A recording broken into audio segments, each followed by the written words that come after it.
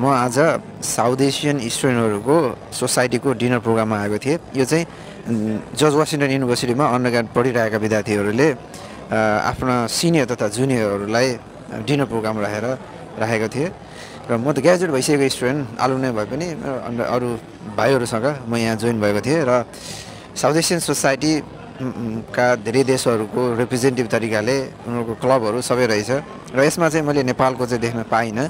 सायद नेपालीहरू कम भएर पनि होला, तर अरू देशको जुन एक्टिभ रूपमा सोसाइटीमा लागिरहेका छन् उनीहरू त्यो देशमा जन्मेको पनि होइन, उनीहरू अमेरिकामै जन्मे तर उनीहरूले आफ्नो देशको जहाँबाट बा आमा अथवा हजुरबाहरू आएका थिए त्यहाँको कल्चरहरूलाई प्रमोट गर्नको लागि चाहिँ एसोसिएसन बनाएको थिए र आज त्यो एसोसिएसनको प्रोग्राम भइरहेछ। यहाँ उनीहरूले आफ्नो डान्सहरू गीतहरू प्रदर्शन गरिरहेका छन् र म यो भिडियोमा चाहिँ तपाईँलाई त्यो देखाउनेछु। र यो सिलसिलामा यहाँ भाइहरूले खानेकुराहरू पनि लिएर आइसके। Let me so you. So how's the food? Good. Here's Aditya. Here's Nikhil. So how was the food, guys? It was too good. I've never tasted this good food from South Asia. There are a lot of cultural events going on, and so it's good food. So what about the Nikhil? Yeah, the food is good. The atmosphere is is good. Overall experience is good. Okay, all right. Thank you. So खानेकुराहरूको बन्दोबस्त भइहाल्यो। मैले चाहिँ खाइसकेको थिएँ र म यहाँ केही भिडियोहरू देखाउँछु है त यहाँ इभेन्टको।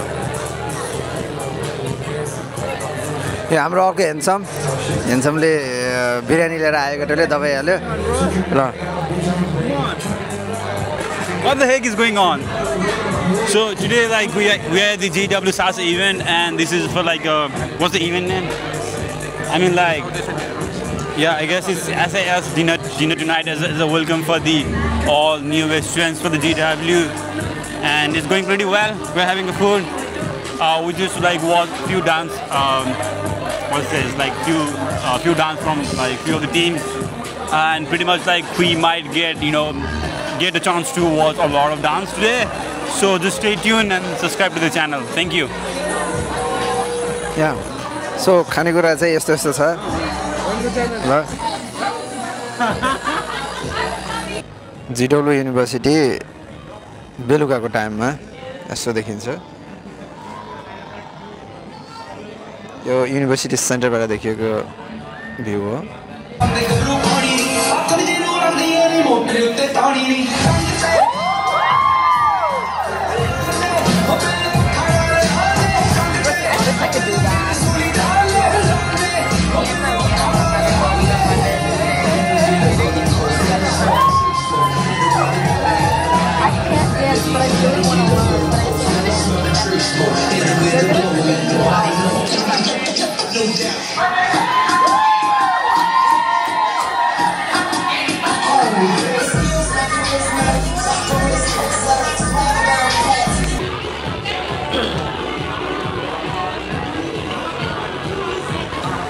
यी चाहिँ हाम्रो हल्लन्दासहरू हुन्, खाना आएका केटाहरू, भात पकाउन अल्छी लाएर यो इभेन्टमा आएका केटाहरू हुन् है।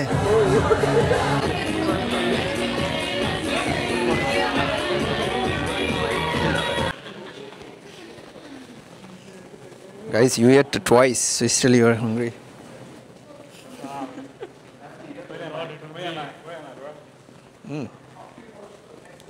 केटाहरूले दुईचोटि खाएर पनि भोक आयो भन्छ। के ल हामी निस्क्यो बिल्डिङबाट।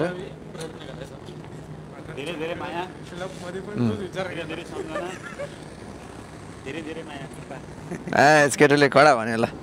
यसो अलिअलि डान्स हेरेर आएको केटाले धेरै माया चुप्प हुन सुरु गरिहाल्यो।